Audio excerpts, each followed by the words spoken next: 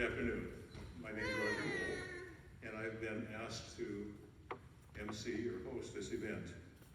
So greetings to Leah. I'm glad you got here. The traffic's terrible. Tim, Becky, Adam, and all the friends of the Tannenbaum family, welcome to the celebration of life for Mike Tannenbaum, otherwise known as M. Tree.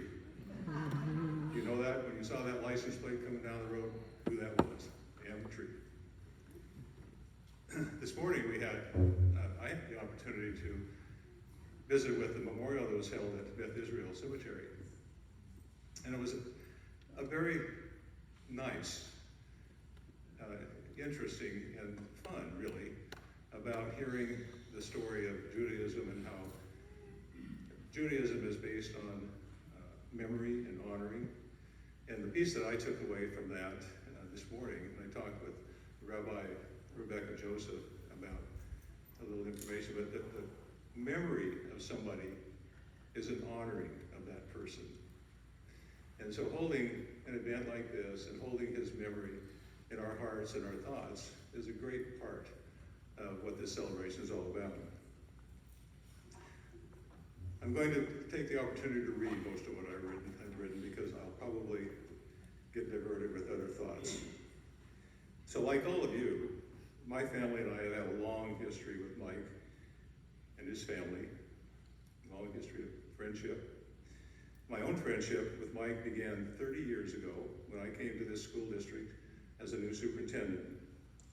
Mike was quick to welcome me, and he was very friendly, very helpful. And one of the things that I've always remembered about some of those first days in talking with Mike and as a new person to a new community is that he said to me this. He wanted to assure me that he would do everything in his power to help me be successful. He had no idea how much work that was going to take. As we settled into the business of leadership, we had many conversations. Conversations with wonderful district leaders like Jane Stickney, Kate Dixon, who's here, Thane Balzer, who can't make it, school principals like Charlotte over here, and others I may have missed, Margaret, I think you're out here somewhere, Margaret Ellen, and other community members like Tom Miller, I think Tom is out there somewhere, that were participants in decision-making for many, many years. My predecessor, Dee Cox, who hired Mike many years ago, is here. Dee's 92 years old and still going strong, doing great. It was a great time of growth, and we individually and collectively grew to understand our most important work was for children. That mission was to develop a strong character and good citizenship as key to growing the greatest thinkers and the most thoughtful people for the world. Mike thrived in that idea and embraced it with vigor, courage, honesty, and commitment. He taught us about the idea of full disclosure and truth as being powerful leadership tools. And he embodied for all to see a very thoughtful and caring person and role model for those values. As I thought this morning as driving up to the memorial about what I had written, what struck me is that I wanted to emphasize that even though we had a professional relationship in our work, the most important part of my memories with Mike are those personal conversations that we had about our life, our own life changes and challenges. One thing that was truly clear about Mike's values was the importance of family. He believed that family came above all else in life. When the subject of children would come up, he expressed the strong belief that it was the parents' responsibility to go the whole distance to resolve any disagreements. We talked about how proud we were of our own children and how they were embracing the characteristics of strong character, moral character, good thinkers, and good citizens, as well as being good students. Early on in our friendship, we agreed that we would be honest with each other. One thing that we agreed upon was that we would tell each other when we thought it was time for us to retire. Now, it's purely coincidental that we retired at the same time. And you can let your imagination go what that conversation might have looked like. So if you think about the way we state a person's birth and death, there is the year born and the year died. But there's a dash in between those dates. The first date, of course, is our birth date. In a sense, it is our launching into the world of life and living. The dash represents what happens between those two dates. David White wrote a book that we all enjoyed in our school district as we read this book, because it had significant meaning for us about life and living, as well as our work. That book is called Crossing the Unknown Sea. It's about a journey of one's life that one's life takes on that dash. White quotes William Blake, the poet, as follows: "Life is a creative, intimate, and unpredictable conversation if it is nothing else, spoken or unspoken, and our life and our work are both the result of that particular way we hold that passionate conversation." It is Mike's dash as he crossed the unknown sea of life that we are celebrating today. That journey held joy, love, and loss, and love again, happiness, family, work, humor, disappointments, successes, friendships, sunny skies, bright moons, rainy days, windstorms, calmness, and quiet introspectiveness. Not to mention a few broken bones and bumps and bruises along the way, literally and figuratively. If you know Mike, there were broken bones. I know Mike embraced that journey wholeheartedly. In fact, he was always running that journey, 3 steps at a time, running here, running there. And as Tim mentioned this morning, if Mike had been there, the flowers would have been knocked over as he did run through something else.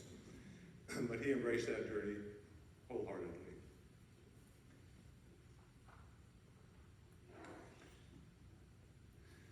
But how wonderful it is that the gift of living and life was experienced. Yes, there's that sadness of the date at the end, but there's all that in between that is such a wonderful gift to us. And Mike enjoyed that gift immensely, and we're here today to celebrate that.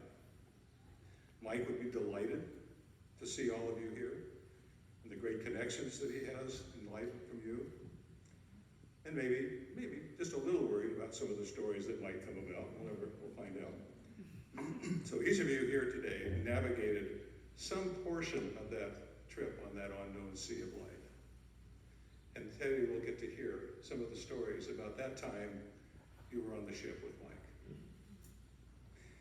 So it's my pleasure to introduce family speakers. And the first is Tim.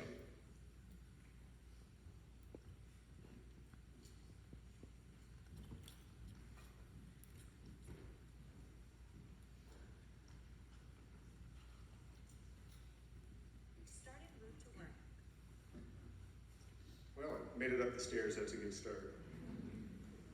I too am probably going to read most of what I say, but what I want to first say is, Roger, thank you so much for agreeing to help us. And from the deepest reaches of my heart, thank you all for being here and helping us celebrate.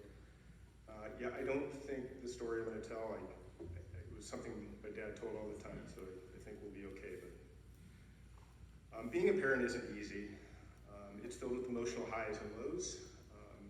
It's often a thankless endeavor. It's a push to the finish line fueled by the belief that your kids will become valuable extensions of the work you put in to raising them, a reflection of what is good in the world. But parenting, at least parenting done right, as I'm sure educators know, is hard. As a parent, you want your kids to have opportunities, oftentimes opportunities that you weren't able to have in your life. And the goal is to watch your children grow into amazing human beings, build the lives they are proud of, and letting them think that they did it all by themselves. It's probably the most challenging job in life. And it's a job most people don't completely comprehend before taking it on.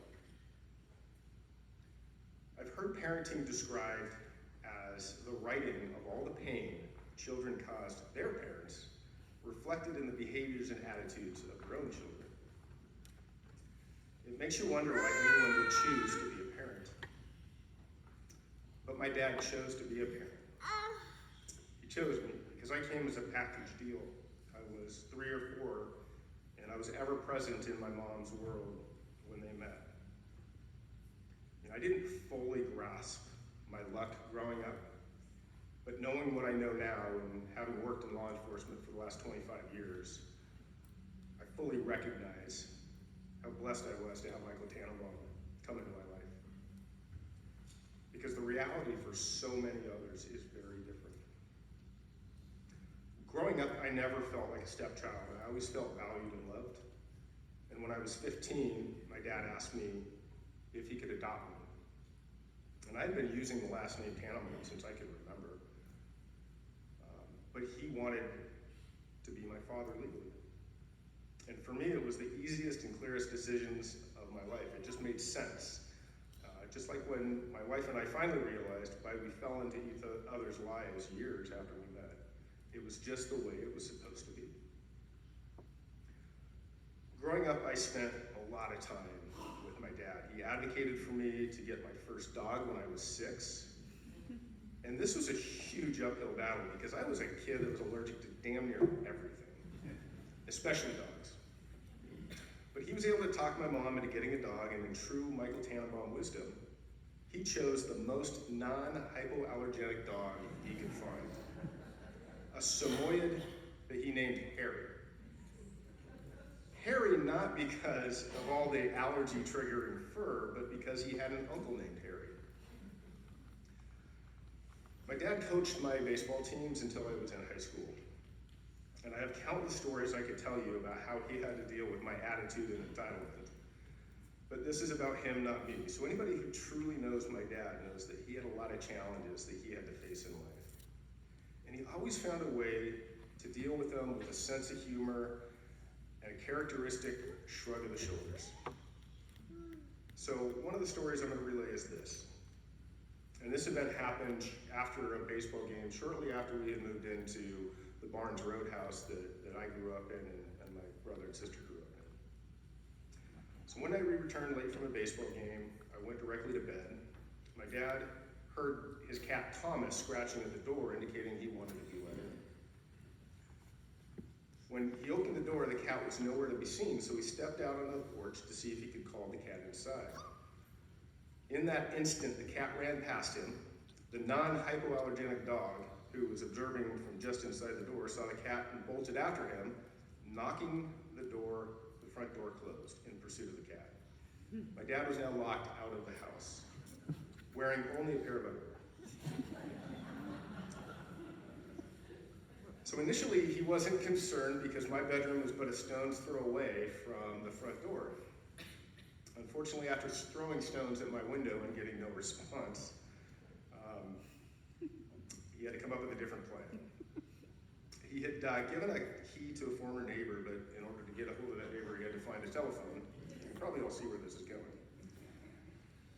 So the closest phone was at our next door neighbor's house.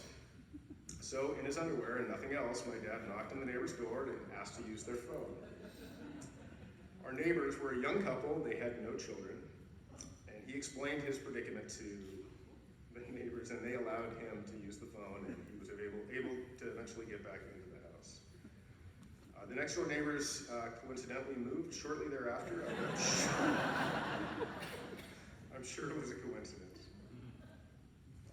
But to me, the best part of this story is that he would tell it frequently, unabashed, and he would laugh and share this story that most people would try and forget. When I was 14, a friend of mine took me skiing for the very first time, and my dad was really excited when I told him how much fun I had and how I wanted to ski more. I was equally excited when he told me that he grew up skiing and how good of a skier he was. So the next season, he bought us ski equipment, And when enough snow had fallen on the resorts, he took me up to Mount Hood Meadows. And I was really excited to ski with my dad because he purported to be an expert level skier, and I knew he was going to teach me how to ski really well. So on the way up the Buttercup lift, he was telling me about how much he skied as a kid and skiing on the East Coast and how good he was. And so we were offloading on the lift, and I was just elated that I got the lift and I hadn't fallen. So I looked over to find my dad, and he was nowhere to be found. Next thing I hear is the alarm at the lift going off and the lift stopping, and I turn around and there's Dad, crashed, yard sale. And so I panicked, and he finally righted himself, got upright, skied over to me, and I said, Dad, are you sure you know what you're doing? But he did, and he did know how to ski, and we spent many, many years skiing. And skiing became something my entire family did, and really became a family event. And it's just another great story about the clumsiness that's been referred to, but his ability to laugh at himself. And that's probably one of the most valuable lessons that I learned from my dad is you have to be able to laugh at yourself. And if you can't, life is not going to be nearly as much fun. This was my father, a brilliant man who was somewhat clumsy and had crazy, unlucky things happen to him in his life. And in the face of it all, he laughed at himself and kept a positive outlook. One of the most positive outlooks I've ever seen in my life and modeled for me. He taught me how to be a father, how to engage the world, how to contribute to things greater than myself, and the value of selfless acts of service. He taught me the value of humility and how important, again, it is to be able to laugh at yourself. Michael Tannenbaum was my dad, our dad, grandfather to my children, a fantastic husband and partner, your friend and colleague, and a damn good man, and I miss him. Now it's your turn.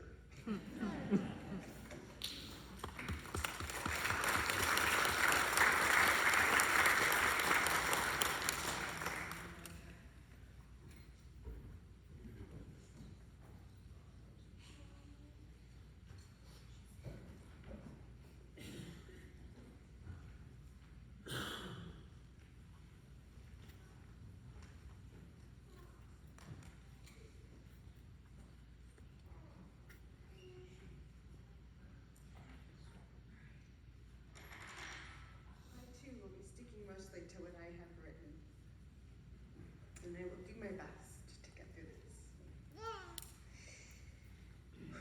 How do I say goodbye to someone I've known my entire life, who's been by my side and a constant in my life for 41 years, longer than anyone else in my life? My dad was my guiding light in life, and now I'm having a hard time finding my bearings. When my mom died, I knew what to do. She told me how to move forward with my life. She told me she knew I was going to be all right. She told me what she hoped for my future. She had even planned my wedding. I have done everything she hoped for, wished for, and dreamed of for me. But my dad never told me what to do. He let me lead my own life. He guided me through life by always listening and never leaving my side. He was there to help me when I came to a roadblock or an obstacle, when I had to figure out what new path to take. But he never told me how to live my life or what to do with my life. I feel like my guiding light has gone out. They say parents don't pick sides, but in my house, my dad was the one who always had my back. My dad was my voice growing up.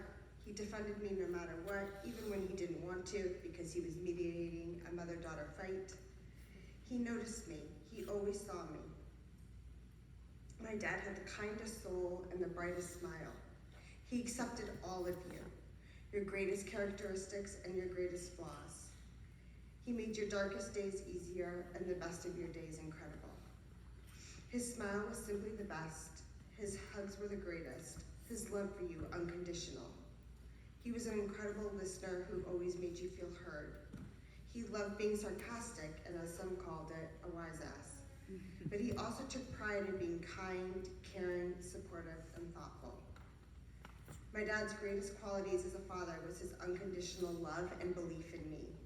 No matter what, he showed up with love for me, guidance that held no judgment, and always a hug. He always believed in me. He taught me how to love, the importance of mitzvah to do good deeds, and how to make the world a better place. He taught me about the importance of character, inclusivity, honesty, responsibility, and how to right a wrong. It's in the big moments that I can't imagine my dad not being there, but it's in the small moments that will remind me that he's still here with me every day. It's in the moment when I hear Tom Petty or Dire Straits, which makes me think of driving to Mount Bachelor and back to Sun River. It's when I'm watching a Red Sox game or sitting in the seats at Fenway Park that I'll think of him and being at the Red Sox World Series game together. It's when Charlie makes farting jokes and laughs until he's crying. It's when I'm in Sun River and I remember over 2 decades of family memories. It's when I'm teaching in the classroom and I think of his love for education. It's when I see a tie filled with goofy drawings or those brightly colored designs. It's when I smell his brisket in the oven baking. It's when I'm a klutz and I either hurt myself or I manage with great luck to go by unscathed. It's when I look at the Best By date on the deli turkey meat and think to myself, that's definitely bad, but my dad would still eat that. It's when I'm in the movie theater and inevitably cry. It's when I see a nightgown and chuckle to myself. It's when I'm in old black and white movies on TV. It will be when I take Charlie to his first day of kindergarten.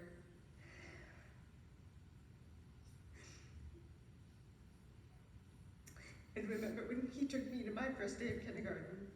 It will be in all those first moments that we had shared together as father and daughter, and all those big milestones that we had shared together. And it will be on Charlie's bar mitzvah and all the other wish you were here's that he will be with me, just like my mom has all these years. I thought of 2 cute little short stories to tell. The first one was one he told a lot often. I bet you probably even know this one, Roger. When I was in preschool, there was a chili cook-off for, I think it was a Father's Day event. It ended up in the newspaper, my dad and I, and he had it cut out, and it was in his office for years. And he had won first prize for this chili cooking contest. And I have very small little vignette memories of this, but he loved to tell this story, and they had done all the tastings, and they had given him the award, and they're sitting there taking the pictures of us, and then I proceedingly vomited all over him. Another one of my favorite stories is when my dad flew out to San Diego to meet me for a breast cancer 3-day walk to support me. And in San Diego, there's a stretch of it on the second day where they love to party it up to celebrate. And there was a sign that said, walking 60 miles is hard, so are these drinks. And my dad stops and sees what looks like lemonade standing there and says, oh, I'll take one of those, and proceedingly just shots it down. It was a little Dixie cup. I was like, Dad, did you see that sign? It says walking 60 miles is hard, so are the drinks. That means you just took a shot. And he goes, oh. And then there was a Jello shot next to it. He goes, well, I think I'll have that too. And then proceeded to walk several more miles with me, at which at some point he goes, I think I'm feeling those shots. During my last conversation with my dad, I told him I loved him. I told him that I was excited to spend time with him. I didn't know it would be the last conversation we had, but there's nothing more than I ever would have wanted to say to him besides I love you and I just want to be with you. Like Mom, Dad, I will take you with me in my heart on all my new adventures, in the big and small moments, on the hard days, on the best of days. I love you beyond what words can describe.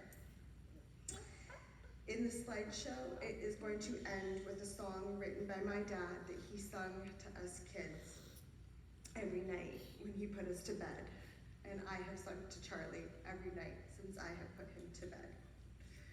And the song is, you're the best, You're the cat's pajamas. You're better than stars, you're better than Mars, you're even better than candy bars. Because Dad, you're the best. You're the best. You're the top banana. You're better than cars, you're better than planes, you're even better than choo-choo trains. Because Dad, you're the best. I love you always and forever, your Baxter.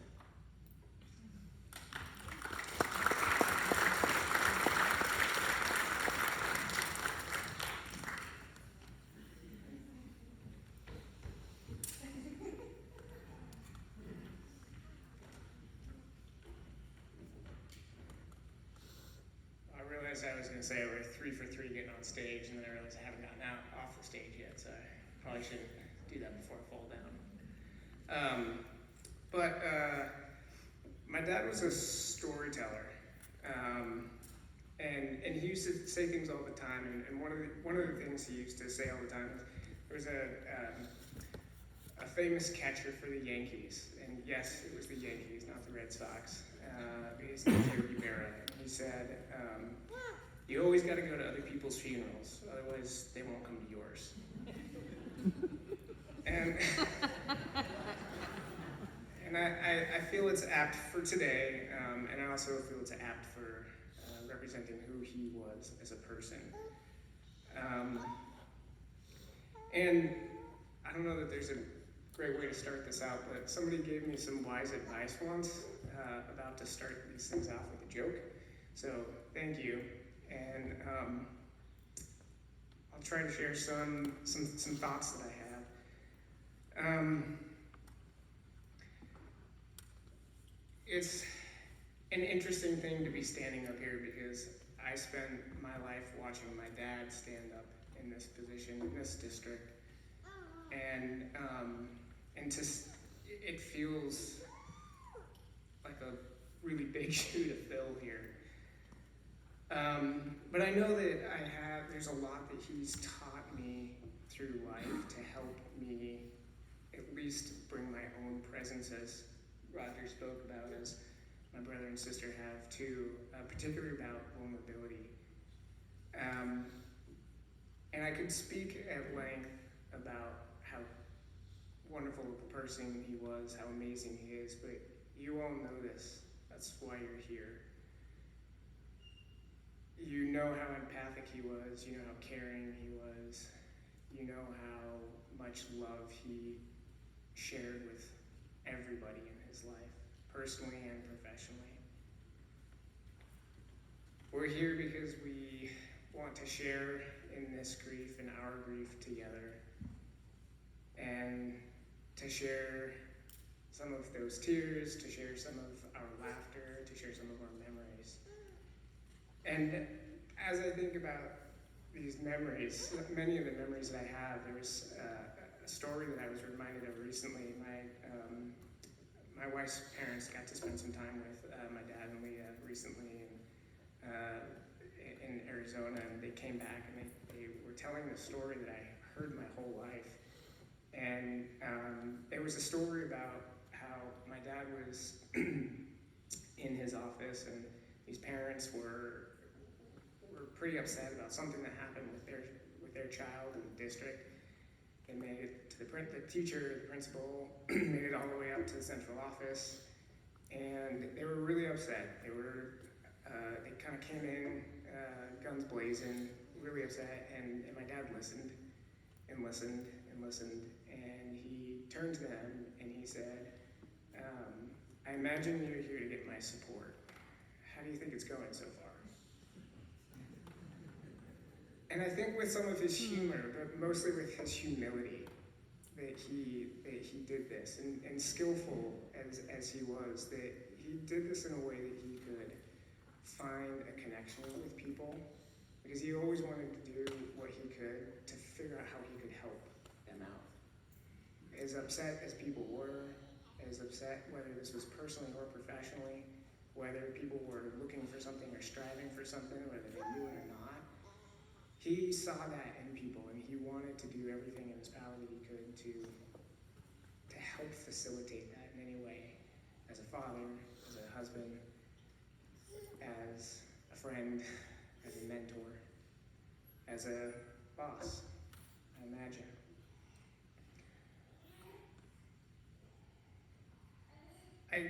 can't tell you how many times I heard that story, or many of the stories that my dad shared, but there's something powerful in it for me that one connects to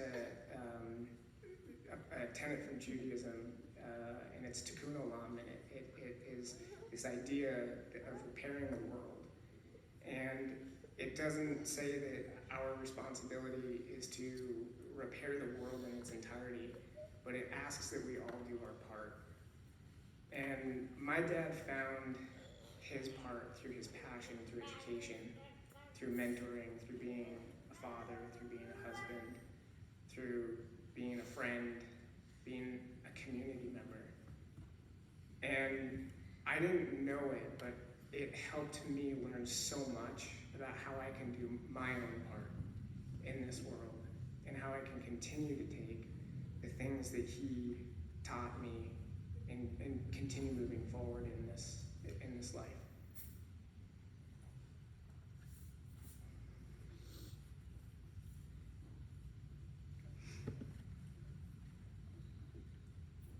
I deeply feel a void. I know we all do. It's powerful to be in this room and feel it with all of you.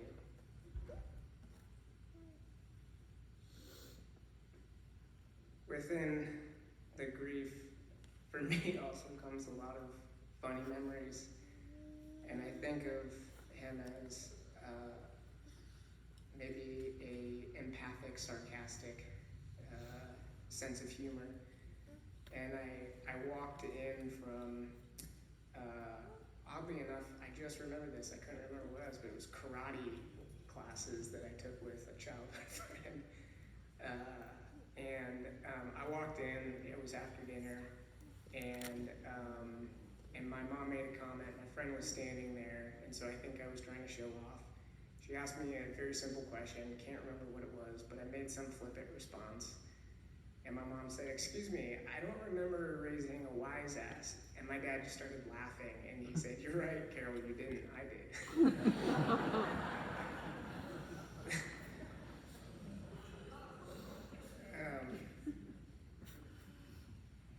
I think that the other thing that stands out so much to me in life is how I watched my dad step back up to the plate in so many different ways, professionally, personally, how he continued to open his heart, how he continued to strive to learn, and how he inspired me and how I watched him inspire the people around him. And for that, I'm grateful. I'm grateful because I know that those are the pieces that are beginning to feel some of this void. And I hope that we can be inspired, we can all be inspired by him to do the same. I'm grateful for all those stories he told me. I'm grateful for how I'm still learning from many of those things that I heard from him, that I saw from him, and most importantly, what I felt from him in terms of how much love he had to give.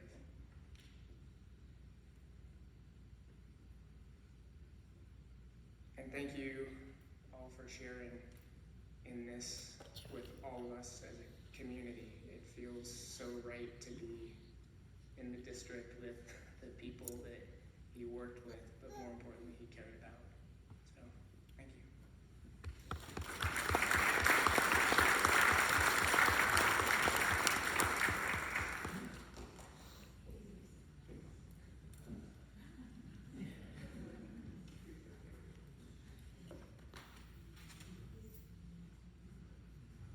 Chaley? Well, Chaley's on his way up. I just want to point out that there are stories that don't get told, and I was told that I couldn't tell one of those stories about falling off of a cliff while we're golfing, so I won't tell it one.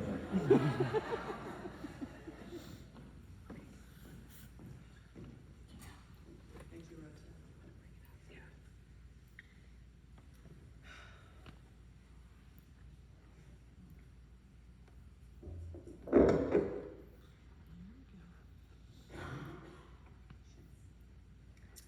I fear I'm not going to be anywhere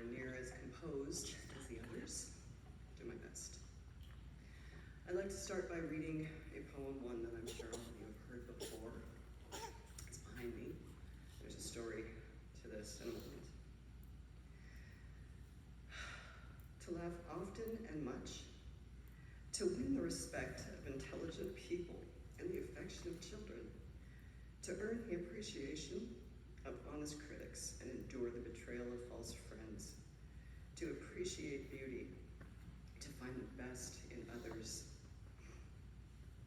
to leave the world a bit better, whether by a healthy child, a garden patch, or a redeemed social condition, to know even one life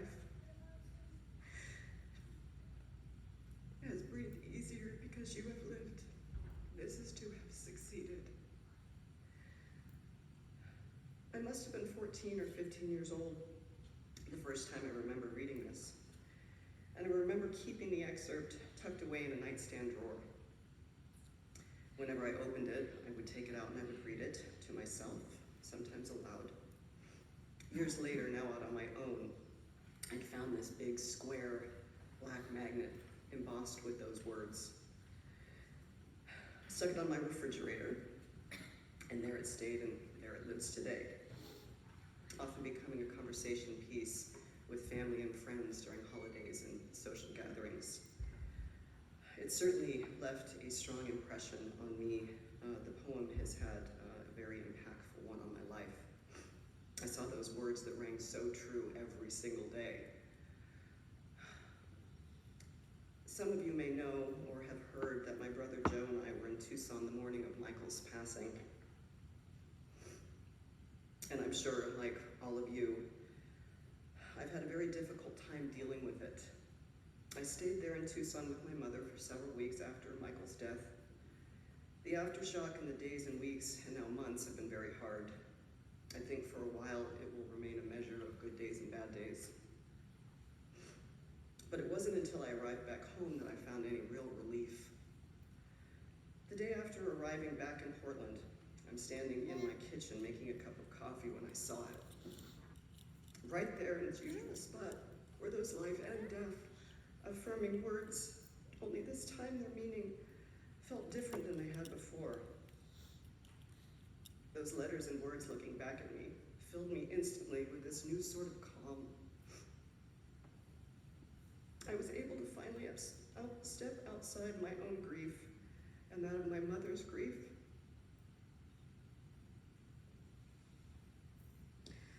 The inexplicable sadness and grief that I saw from his children and his friends.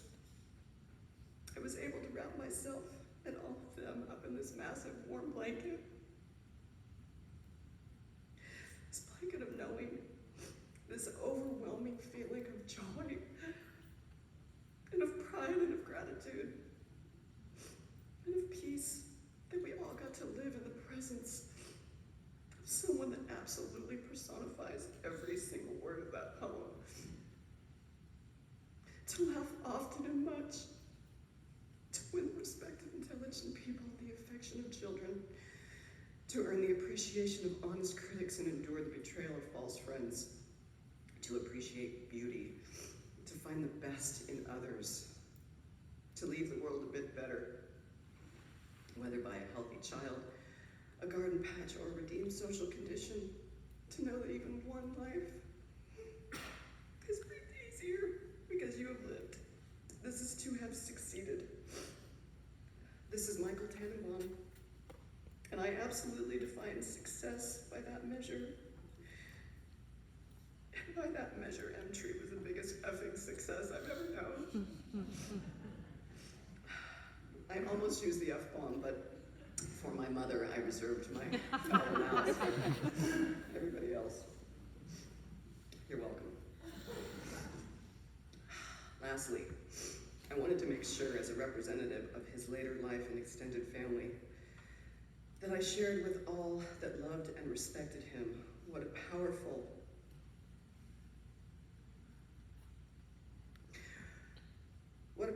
and positive, supportive, loving, and kind influence he was in our family. It'll be no surprise to any of you that he loved my mother. And knowing Michael, it won't be hard for you to imagine how quickly and without effort he embraced me, my husband Jay, our children Avery and Vaughn, my brother Joe, Jay's mother Jane, stepfather Bill, and cousin Hayden.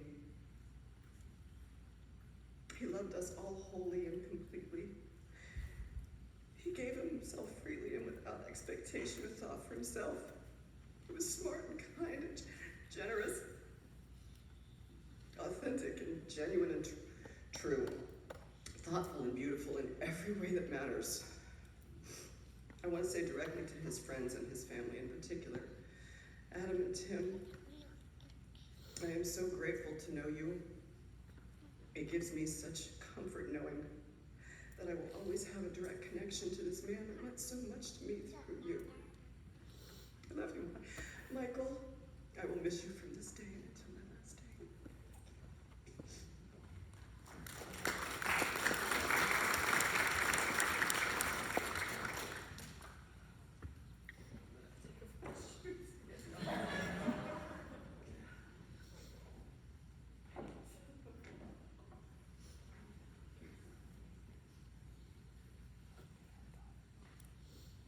You landed safely.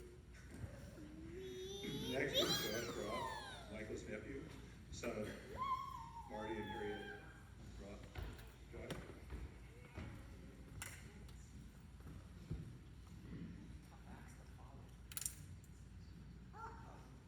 First of all, Adam, Becky, and Tim, those were just so happy that you shared with us. It was very meaningful, so I just really appreciate that. A little context, Mike was my uncle. His sister was, a sole sibling was my mother, and he was very present in my life, and he was a big mentor to me, especially over the last few years in dealing with all the health issues in my family, so he was just great. And I'm eternally grateful for all that he did for me. My story, I had to kind of dig down a little bit because I didn't want to share the regular stories that you might have known.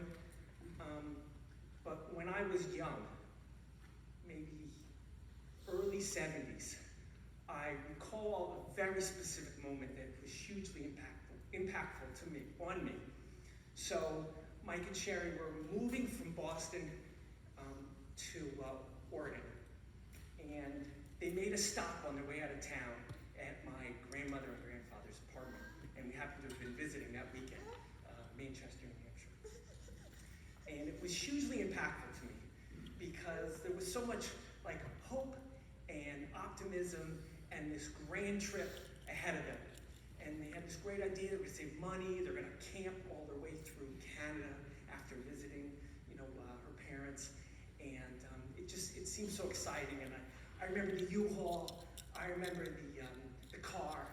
It was a Gold Duster. I think it was a Plymouth. It's actually kind of cool. And it was just hugely impactful to me about this kind of optimism and choice that I got to see at a young age, and sort of impacted me. And when I reflect upon this, I even was digging back through my mother's photo albums. Can I find a picture of this day? And it's not like I can ask my brother or my mother or my father, do you have any memories of, I couldn't ask to verify all the little details from when I'm 8 years old.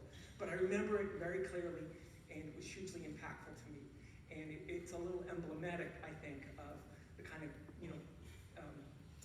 just positive, encouraging impact that influence that Mike had on me. So that's my story to share. So,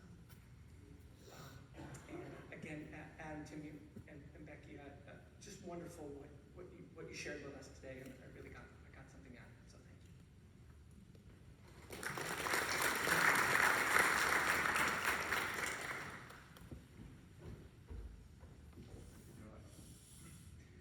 The next person to speak is Joe Parker. Joe has been a friend of the family for so many years that he's referred to as Uncle Joe. And I think sitting next to him is Aunt Catherine as well. Uncle Joe, come on up.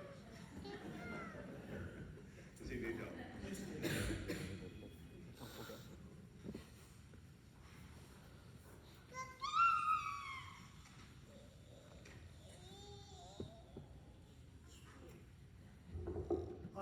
I don't know if I need that microphone. I coached for years and my voice is just, it carries. So let me know if you can't hear. 43 years.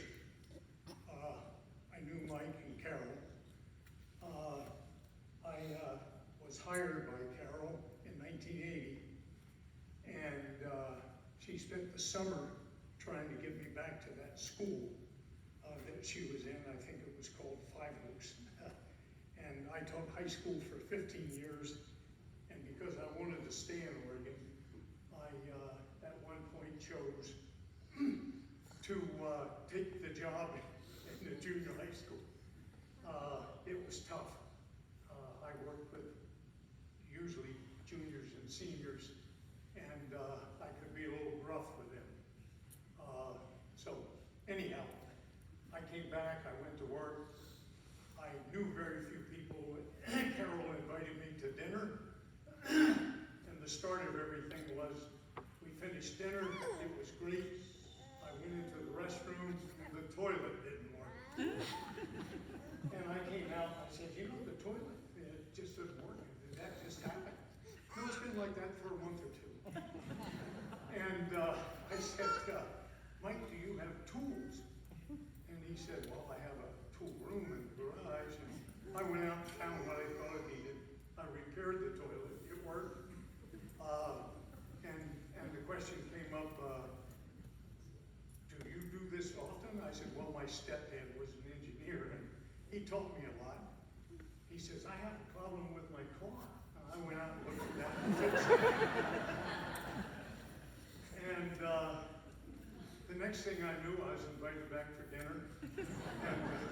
And there were other things to do, etc. And I enjoyed working with my hands, although you'll see a little later I worry about breaking things. But Tim was, I think, 12 in or so, if I remember correctly. I'm not sure. But he looked at me strange all the time because I just carry a little gruffness about me, I guess. And we became pretty friends. In fact, he brought people over to the house to challenge me, which was funny. And then 1981, Becky came along, and this goes back to my working with tools and breaking things. Mike and Carol wanted me to hold the baby. She was so small, I wouldn't touch her because I could break her. And so they looked at me strange, which was okay. I don't mind people looking at me strange. Adam came next, and what a neat little guy he was. Thankfully, or thankfully, I don't know if Tasha, Tara, oh, she's here, I'm still waiting, came. I had her in junior high school, and she became very close. All of a sudden, I was her second dad. And she was worried because I had no house. Her mom was a realtor, and the next thing I knew, I had a house. I will go back to her later because it's very important, but I wanted you to know. That's it. I got the house, and I was so happy because I didn't have to go over to their house so much. I had a lot to do at my house, and I could see myself changing diapers and countering fucks and doing this, that, and the other. So I chose to work at my house. They came over and made sure that my house was something that was adequate for me, that it was in my range and I could afford to live there, which Tasha's mom certainly made that positive. And I was just away from the house where I didn't have to do kind of repair things that I thought were family things. So that was good.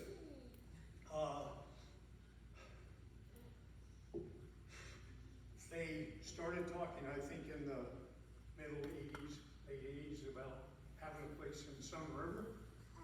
And because I helped them paint their house on Barnes Road and do other things, I wound up getting invited down there and started doing work on Sun River, which was okay. No, I enjoy that stuff. It's really, it's relieves frustration and this, that, and the other.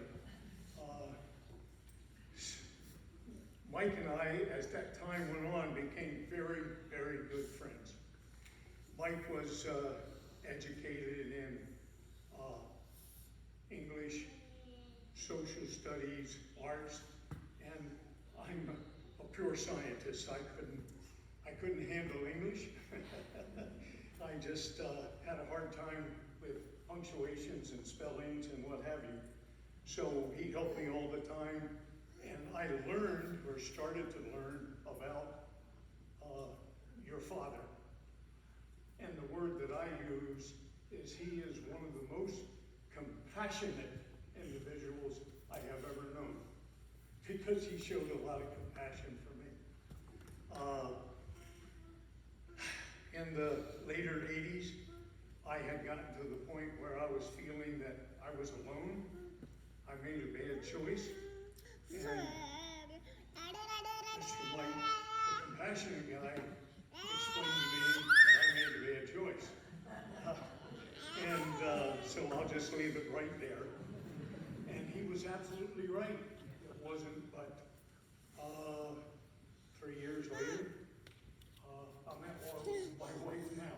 And we've been married almost 31 years. So I made the right choice, but I had a little help. The family chose to say, yes, you've made a good choice, and I like that. That was great. I guess the next thing is talking about the kids. They got old enough, they've been through school, and it's, I guess I'm putting parentheses, quotation marks, exclamation points past the things that everybody has said. So I guess I will add some stuff. They were a little bit of a challenge.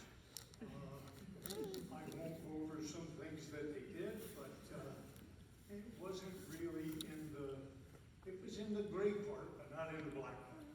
And that's typical. I can remember a few things that I did. But then it became college time. Tim wasn't sure what he wanted to do, and bounced around, I guess is a good term, tried, did, then it was Becky's time to go to school, and Becky said, I want to be a teacher, and this is Becky. Soon, she's got her master's degree and she's a teacher. No bouncing there. And then it was Adam's time, and Adam bounced around quite a bit. And where he is now, we'll mention later, but what an unbelievable trip. But that was possible because Dad showed them compassion all through those bounces, mountain climbs, skiing, tragedies that you avoided. He's been in avalanches. And I thought Adam was going to be a National Geographic writer, picture taker, because he climbed frozen glaciers, he climbed mountains, skied places that I wouldn't do. I've had too much physics, because if anything's over 50 degrees, Newton's going to win. I don't want to lose.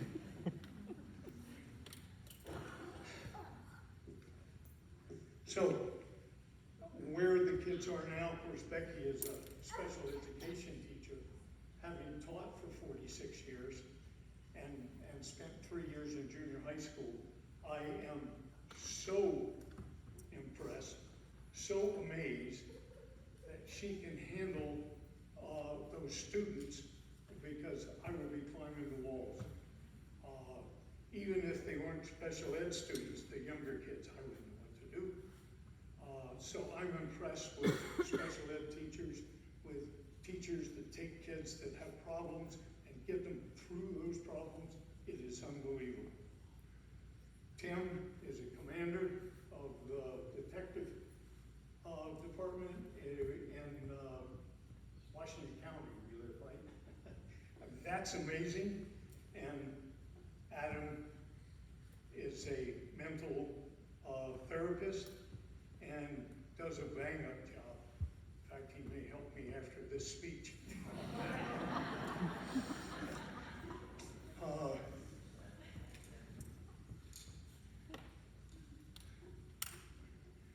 when Carol died, I have never seen a change in an individual. Mike was a completely different person. And there, I won't go into detail about what caused that because I think mostly everybody does. But I talked to him for over a year. This is not the right thing for you. I tried to show the compassion that he showed for me. And it got to the point where no matter how important things are, there's a point where we start to think I'm going to give up. And I just told him, that's it. I'm stepping back. I cannot keep talking to you about the things that are being done that you should not have to be able to tolerate. And thank goodness, and that's a funny thing to say, but Adam had his first marriage, and when the kids got up and talked about their mom, this other person made some very slanderous comments about how they left her out. And Mike came to me, and I gave him a big hug because he said, you're right. And I was happy as a lark. And this is where Tasha comes in, because Tasha got my wife and I sold our house, got us another house, sold Michael's house. And in that time, she learned about Michael, and she talked with us, told us that she knew a lady who was so much like Mike, they might get along. And I don't know how that ever happened, but we got them together we got Leah and Mike together through Tasha, and Mike became Mr. Compassionate again.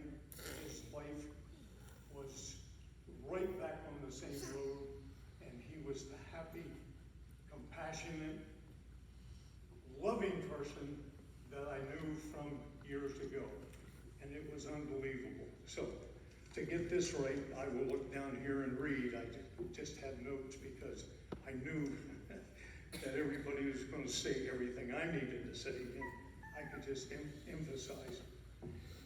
Mike, primarily, made a difference in our lives. That is the most important thing that a person can do. He did it with compassion, and he did it with love.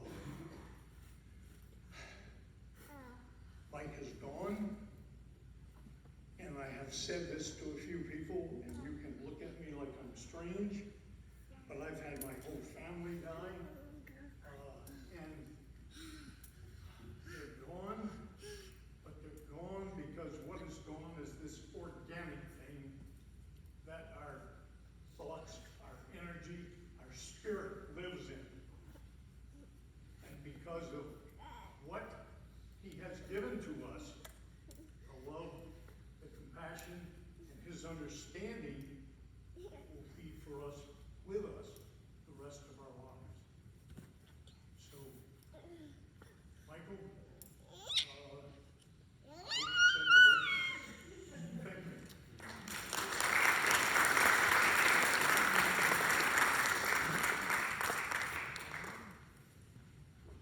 you. Thank you, Joe. We all need an Uncle Joe and Aunt Kathy in our life. And Joe and Kathy, I have a few projects I'd like to invite you and Kathy. We'll talk about it afterwards. Okay. Yes. And if we're back east, I'd like Iron City. Iron City would be beer. I see this in Pittsburgh. Pittsburgh. We have other speakers and some letters, and I'm going to start with a letter, and then we'll follow with a real person speaking. But there were some people that were very close to Mike and wanted to send their message. They weren't able to be here, but they wanted to send that. One of those people is Thane Balzer. Thane actually followed Mike as a deputy superintendent, and they were very close when Thane was a principal, and had many, many years working together, more than Mike and I did. This is what Thane has to say. Mike was a role model and mentor to me. When I first came to Westland Wilsonville School District in 1989, he was someone I looked up to. His leadership was different from what I had experienced in a previous school district. It was based more on creating relationships within the school organization rather than setting up command and control structure.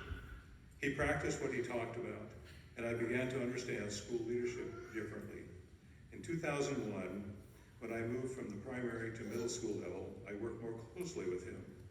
Yes, he was my supervisor, but he was also my mentor and colleague. He listened, made suggestions, offered perspective, and provided context for some of the decisions I had to make as a middle school principal. He supported me through some challenging times and found ways to support the work we were engaged in at Rosemont Ridge Middle School. I am grateful for his generosity over the years and to his contributions to my growth as an educator and leader. With love and respect, Thane Balzer.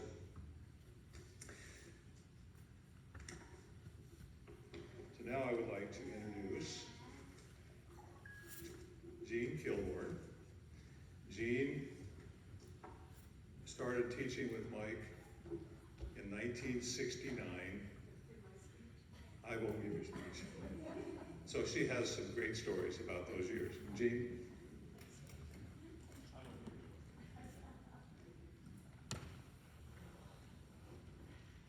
Thanks so much, Roger. And I've been so moved by hearing everyone. And it's wonderful that everyone knew Mike in a slightly different way and different stories, and yet such a clear picture of him is emerging, of who he was, and so many things that the very things we all loved about him. Well, as Roger just said, I met Mike in 1969. We were both teaching in a high school outside of Boston. He was teaching social sciences, I was teaching English. We immediately became friends and allies.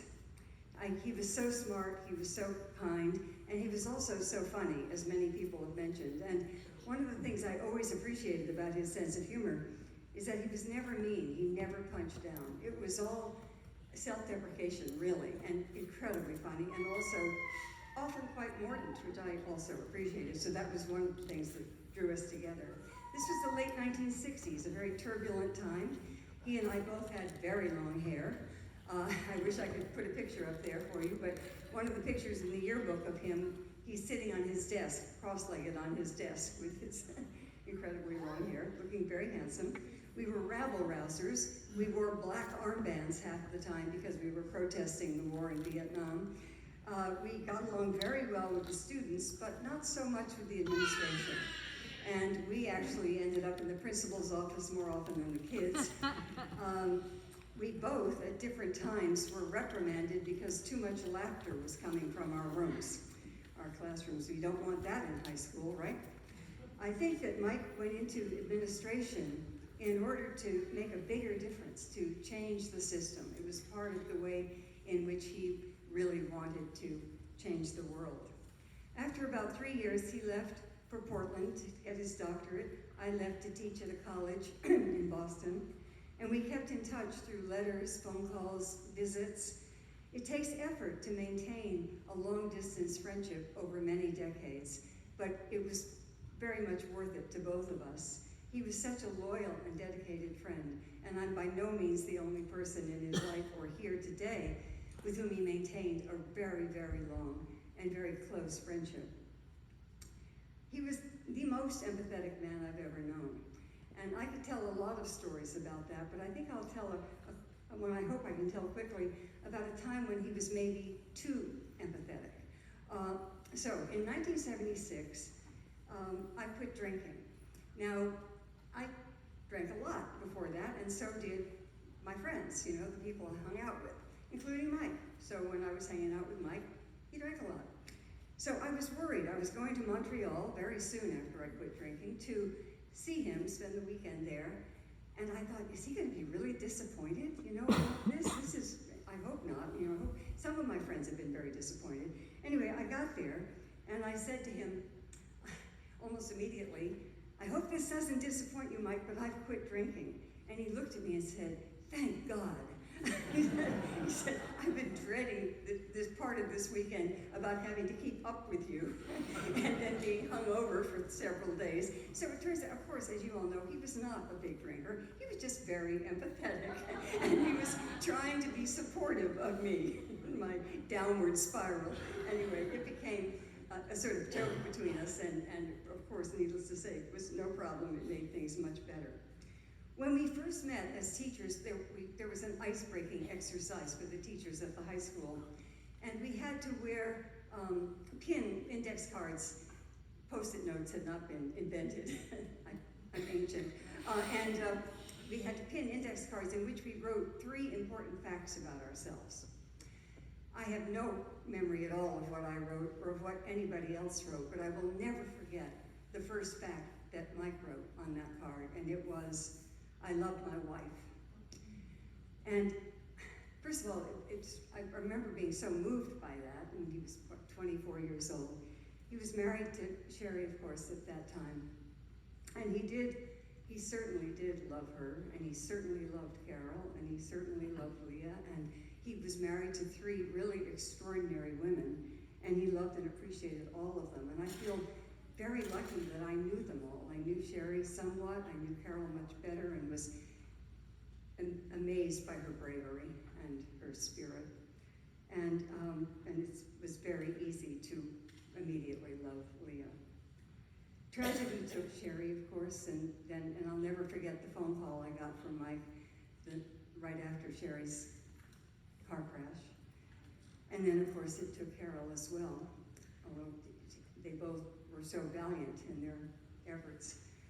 And he was amazed to find love again with Leah. Perhaps most of all, as everyone has said, he really loved his children. He loved and was so proud of all of you, Tim and Becky and Adam, and I know you knew that, and what a gift that is to grow up knowing that.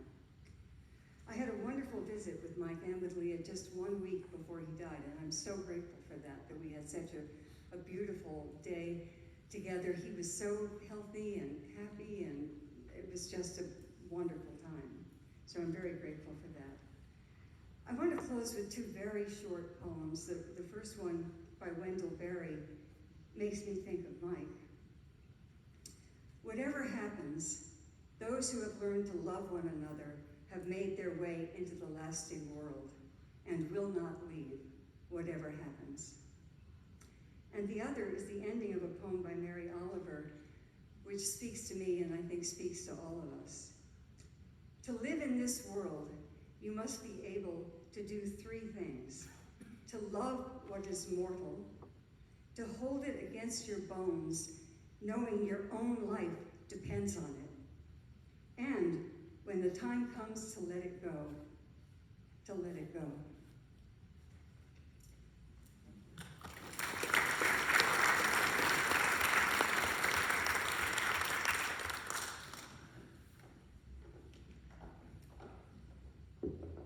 Mention those that us that came from the 60s were pretty cool as well. Right, Gene?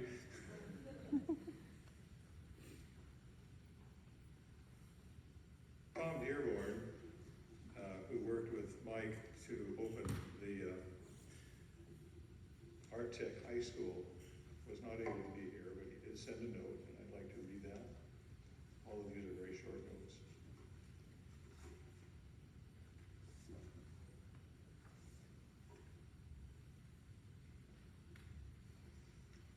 Find the right note.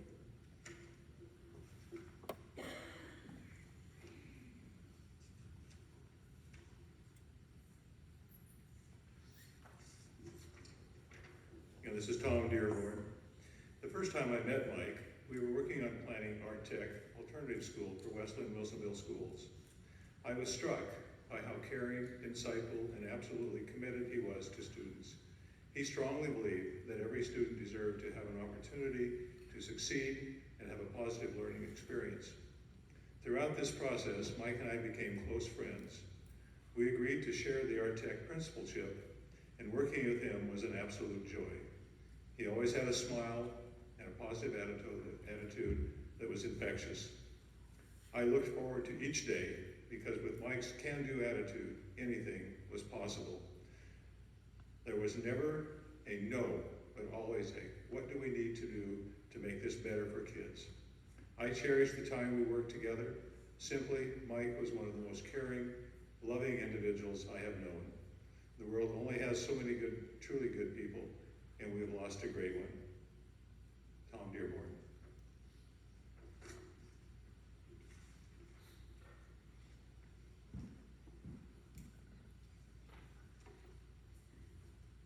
Mr. Dick Sager. I know you're out there. Right over here. Dick is a very, very long-term friend with Mike and colleague, and will entertain you dearly. Dick Sager.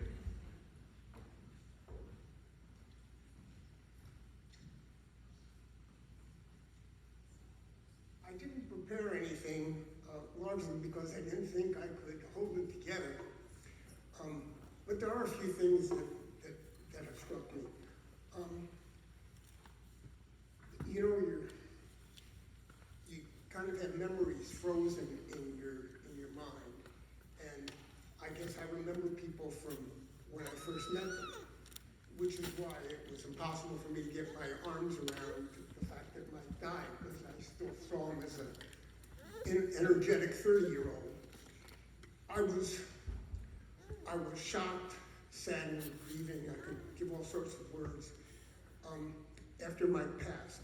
And then I had the most wonderful experience in helping me to come to grips with Mike's passing. My house was empty, and I had Mike's 3 kids and their spouses stay with me. Meanwhile, Joe and Shaylee were together over at Leah's house. We spent a lot of time together that week. And of course, in my mind, Adam and Tim and Becky were at the most middle schoolers. So that's who I expected were going to be staying in my house. Well, that wasn't the case. Some of you who, in fact, one of the standard things with Mike and I was he was the optimist, I was the pessimist. He had something positive to say about everything, and I could always find the negative part of it. And consequently, my worldview was not always so optimistic.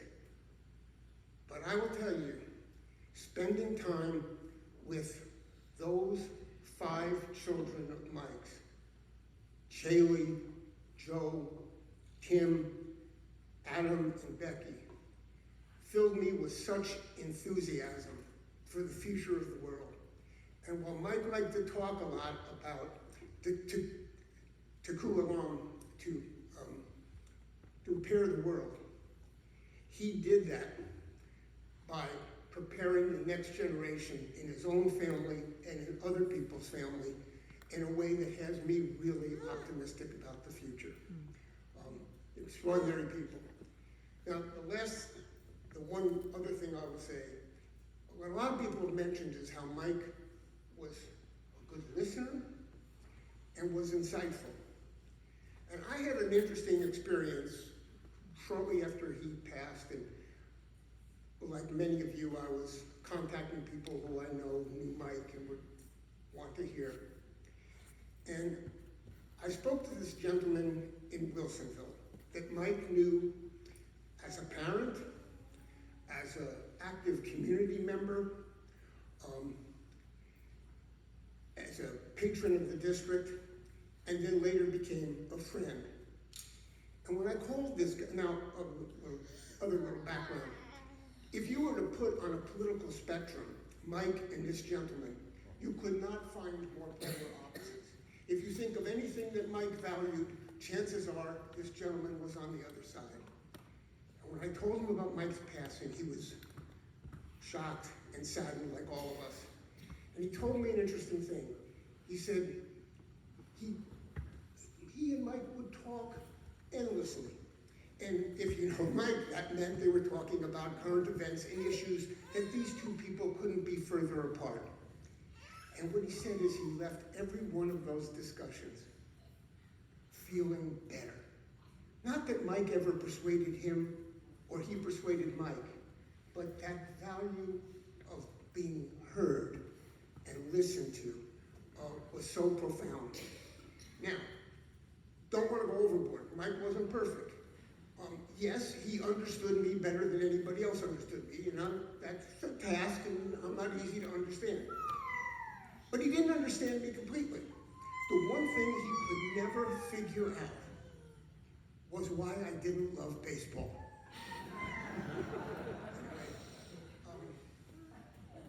Perhaps one last thing.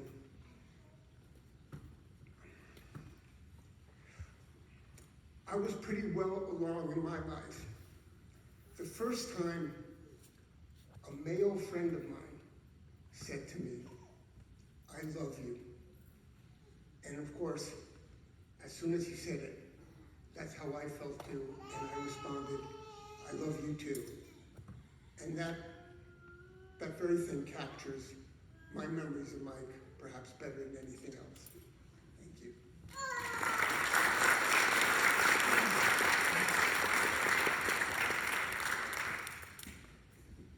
Nick, I know that Mike loved you because he told me he did. He respected you, and you were a very dear friend.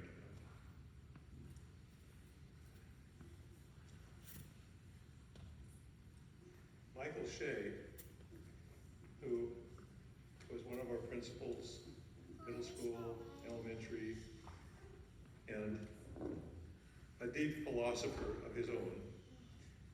Sometimes quirky with his philosophy, but always entertaining, and was absolutely a great friend with Mike and appreciated him deeply. And he was not able to be here, but wanted to send a message.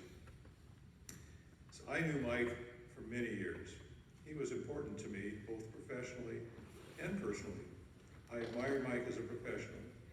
He helped to create many opportunities for me in the Westland Wilsonville School District, and I will always appreciate that. Mike supported me during some of my most difficult personal times. Like some of you, he visited me in the hospital after a serious surgery. Later, he drove to Yachats to spend an afternoon with me and my wife, Jane, during my recovery. I will always remember that day. I will never forget Mike's kindness. Mike was also important to my daughter, Ashley. She wanted me to give thanks to him in this message. When Ashley was having difficulty at another school district, Mike made it possible for her to attend Art Tech High School. I visited him one day and found her sitting in his office just chatting with him. She called him her buddy. I credit Mike and the teachers at Art Tech for helping Ashley to graduate from high school. Her experience at Art Tech was a reflection of the compassion Mike held for all students. Mike meant a lot to me, and I'm very sorry not to be able to join you all in the celebration of his life. Mike is in my thoughts today and will be for a long while to come. Michael Shea.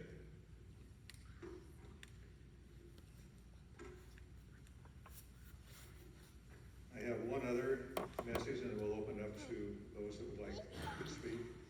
This is from Jane Stickney, and Jane was also in the district office and a very close compatriot in our leadership group, and very close to Mike, and the three of us spent a lot of time together, thinking, planning, working. And Jane is one of those thoughtful people who loves poems and poetry, and was kind of our literary guide, would always get the books for us to read each year, and so on. She sent this poem, and it's called A Blessing. On the day when the weight deadens on your shoulders, and you stumble, may the clay dance to balance you. And when your eyes freeze behind the gray window and the ghost of loss gets into you, may a flock of colors, indigo, red, green, and azure blue, come to awaken you in the meadow of delight. When the canvas frays in the crash of thought, and a stain of ocean blackens beneath you, may there come across the waters a path of yellow moonlight to bring you safely home. May the nourishment of the earth be yours. May the clarity of light be yours. May the fluency of the ocean be yours. May the protection of the ancestors be yours. And so may a slow wind work these words of love around you, an invisible cloak to mind your life. By John O'Donoghue. I know there are some others of you that would like to speak, and if you would acknowledge that, I'll be happy to have you come up. Kate, did you plan? Come on up, Kate. Absolutely.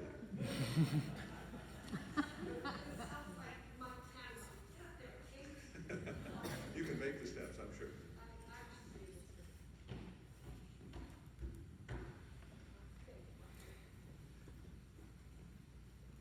Oh, what a wonderful tribute to our friend Mike and the Tannenbaum family. Kudos. I'd just like to hear everyone give this family a big hug and a big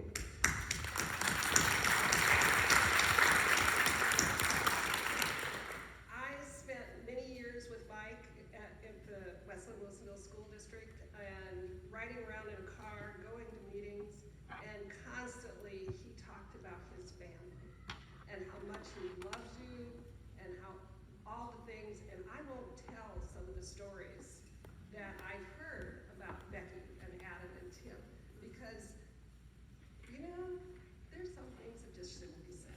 But on the other hand, way, I just want to say, Mike really believed in all three of you so very much.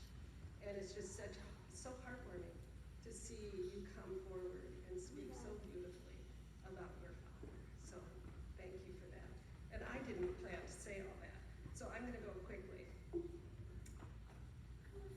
Mike, as I think and hear of Mike, and you've heard this before, but when I think of Mike, I hear his enthusiastic laugh. I see his smile, and I also see his mischievous grin. In any room or meeting, Mike would light up the conversation with his gift for spreading laughter and joy. Mike understood the power of humor in relationships.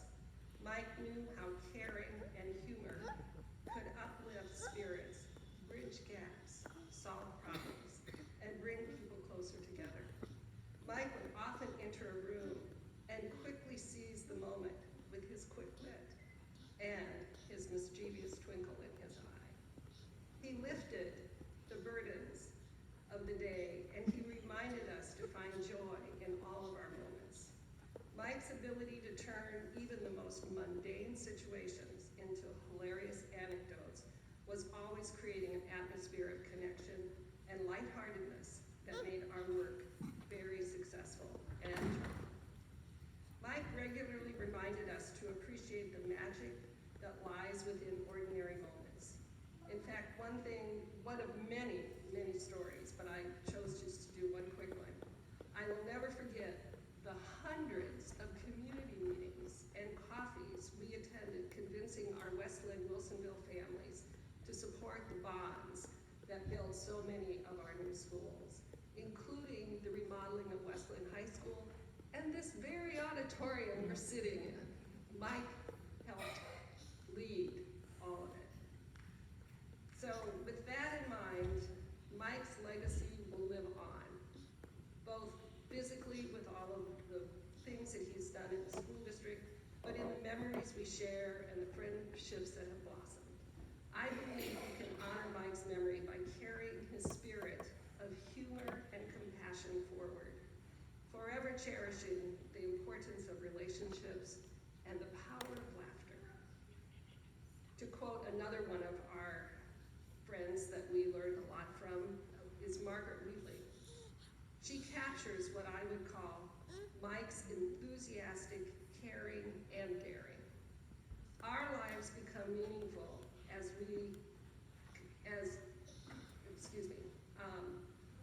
when we seek for connection, we restore the world to wholeness. Our lives become meaningful as we discover how truly necessary we are to each other. Mike embodied this sentiment. He forged connections among his family, friends, and the whole education community, and we've heard that from each one today. We celebrate and honor Mike today, for the many ways he made the world a better place. His deep caring for others and his joyous laughter will be in my heart and our hearts forever. We miss Mike.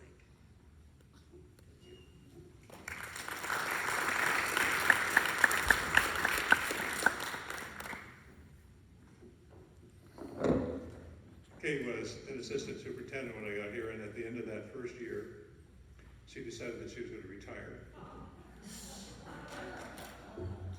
15 years later, she finally did. But one of the conversations I remember about Kate was had her birthday, and she was so proud. She said, I turned 45, I am halfway to 50. I said, no, Kate, you're halfway to 90. She was surely disappointed.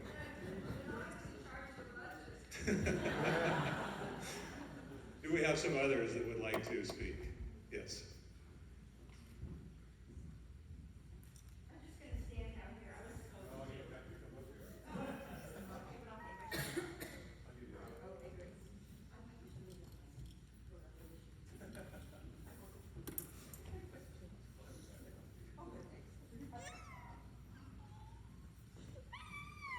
Those of you know me, I work with dogs. I'm not used to wearing grown-up lady shoes. So I was like, oh, those are steps. My name's Julie Thomas, and I first met Tannenbaum when I became the media specialist at Five Oaks in its second year. I think that was about 1975. And what was so significant about those relationships was I had been recently divorced, and I moved down here from Eastern Washington. I was living in Portland, which was a much bigger city than Moses Lake, Washington. I had a 7-year-old daughter and a 20-month-old daughter, and was, terrified, of course, as a single parenthood.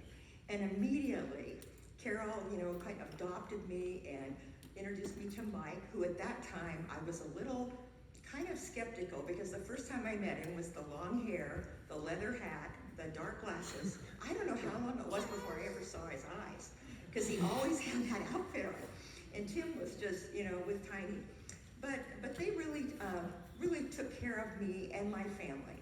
And over the almost 50 years that we've known each other, they invited us to things like Passovers and all different kinds of events. And I know for a fact with that faculty and with Tannenbaums, as a single mom venturing out, and I think I was maybe 26 at the time, they contributed so much over the course of these last years to myself, to my daughters, included us in Passovers and all those kind of events, and Becky's wedding, as of kind of recently. And one of the things I remember was getting a phone call about maybe like 10 o'clock one night, and Carol was pregnant with Becky. And this was around Thanksgiving, and I had told Mike, I said, if you need anything, I don't live very far away. If anything, you can just give me a call. And even though this was about Thanksgiving, he called me and he said, Carol's in labor, can you come up and stay with Becky? And I said, well, sure. And I said, but I didn't think this baby was due until like January or February. And he goes, okay, it's now. So that was, and so I was honored that he called me and asked me to come in and help. And it was, it was very, very, by chance, so let's say payback, which is really, it's always really important. But again, I see people here like the Sagers and Lorraine Shaw that I got to know from all of the Passover dinners that we had.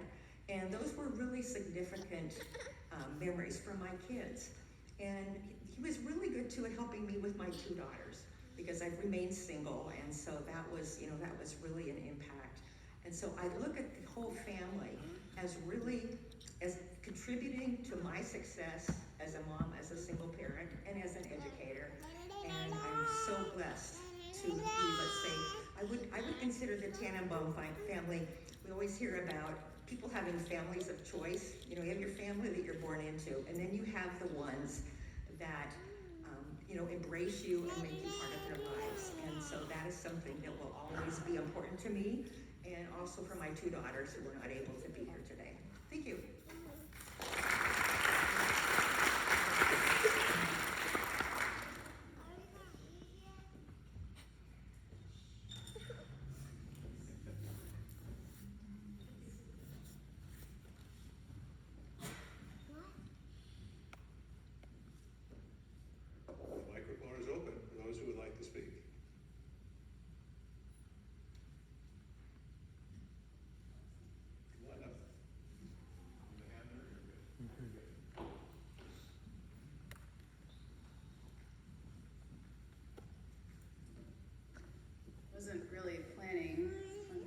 morning, so kind of winging it. For those who don't know me, my name is Lynn. I'm actually one of Papa's granddaughters that him and Bubby or Carol had adopted, not legally, but when I was 2, and along with my brother, who's unfortunately not able to be here today.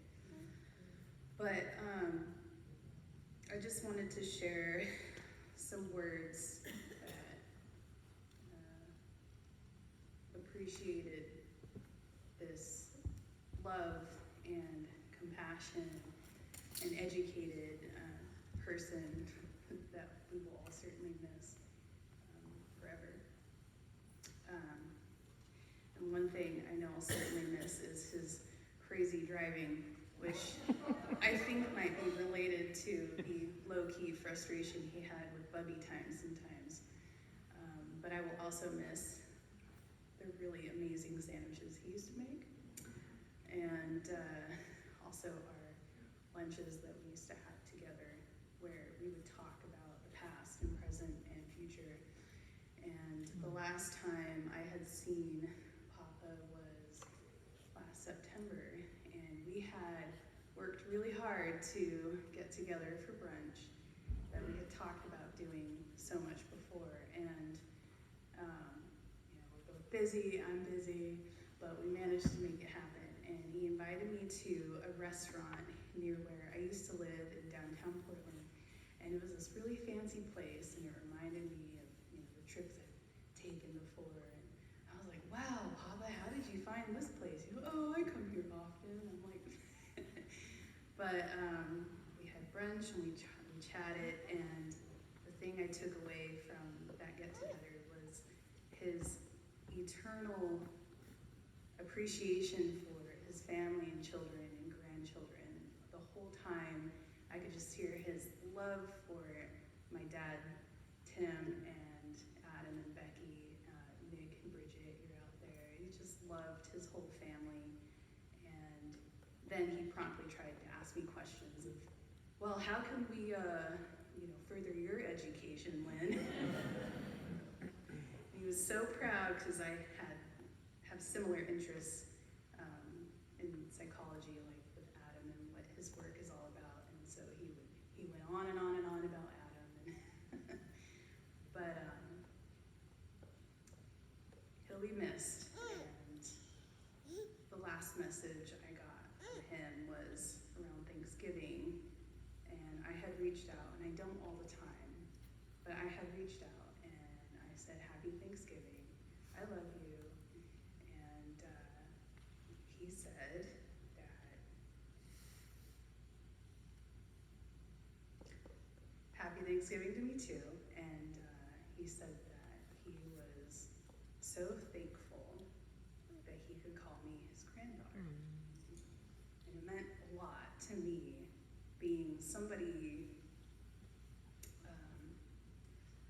that, my dad has taken on the role of being my father and being there. And that trickles down from someone like Mike and the love that him and Carol had for my brother and I, and just accepting us like everyone else as a part of the family. And I'll never forget that. So that's it. I'm done. Thank you.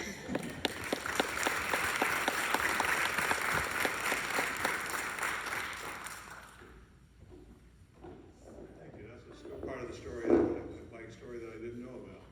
The driving, however, that you mentioned. I was riding with him one day, and he was just kind of moving in and out of the lanes, and I said, Mike, don't you know there's cars over there? He says, never look. You experience that, Leah? Never look. I'm thinking, oh my God, what's going to happen here? Who else would like to speak?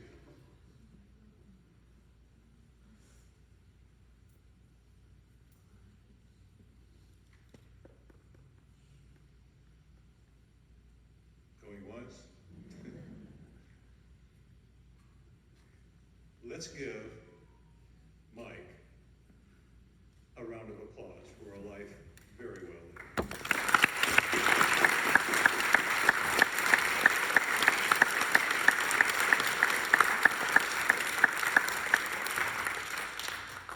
My understanding is that, Becky, you have a slideshow for us? We do. Where's Becky? They're back. Annie, you back We there? got it, Ready to yep. go? Yep. All right, this is a slideshow. I don't know what's in it, but I bet it's good.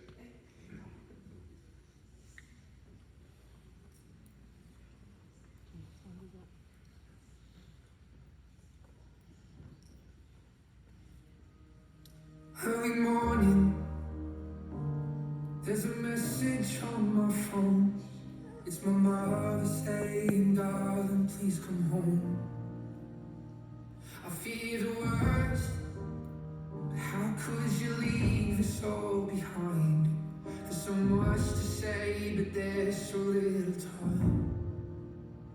So how do I say goodbye? Someone who's been with me for my whole damn life. You gave me my name and the color of your eyes. See your face when I look at mine. So how do I say goodbye? When I couldn't, you always saw the best in me. Right or wrong, you were always on my side. But I'm scared of what life without you's like. And I saw the way she looked into your eyes. And I promise if you go, I will make sure she's alright. So how do I say goodbye? Someone who's been with me for my whole damn life. You gave me my name and the color of your eyes. See your face when I look at mine. So how do I say goodbye? There's no way you could ever let me down. Gonna steal some time and start again. You'll always be my closest friend. And someday we're gonna make it out. Just hold the light. Just hold the light high, high. So how do I say goodbye? Someone who's been with me for my whole damn life. You gave me my name and the color of your eyes. I see your face when I look at mine. So how do I say goodbye? So how do I say goodbye?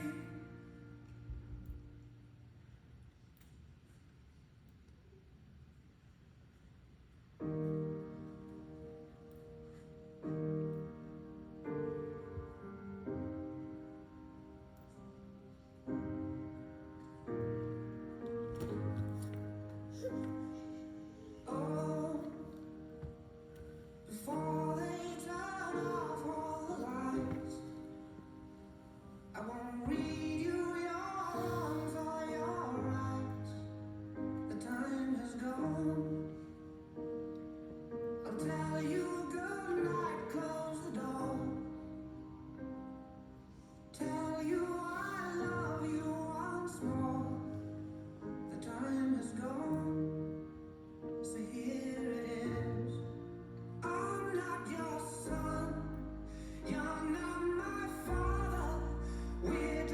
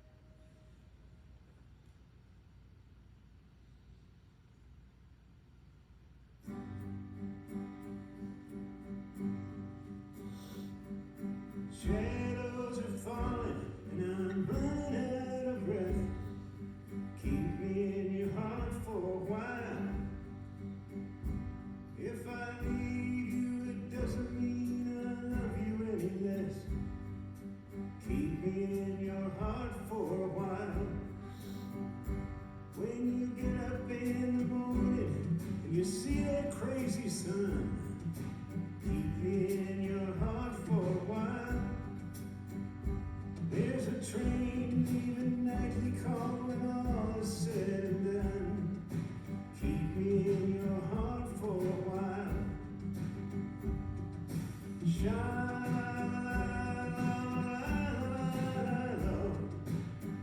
me in your heart for a while.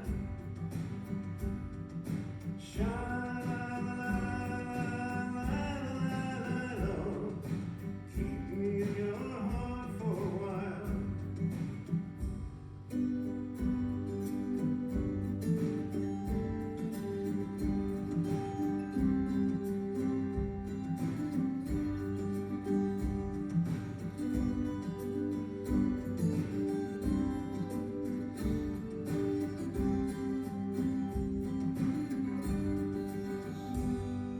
Sometimes when you're doing simple things around